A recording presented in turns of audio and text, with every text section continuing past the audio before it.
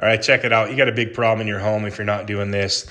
This is going to replace all the natural oils that you use in your home, vegetable-based oils, canola, things like that. You get yourself some beef suet or kidney fat. We get ours from CunninghamPastures.com. It's grass-fed, grass-finished beef.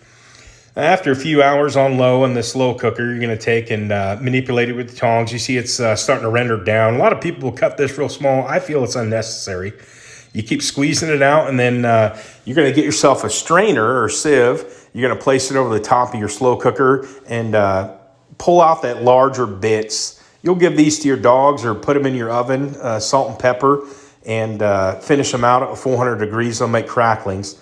Then you'll strain it through some cheesecloth. That'll get rid of the finer things. And then once you're done with that, you're going to place it into jars for long-term storage. This is shelf-stable, so you can leave it in your cupboard, your pantry for long-term and just use it for stir-fries, frying eggs, anything you use, vegetable or canola oil. And that's beef tallow, folks.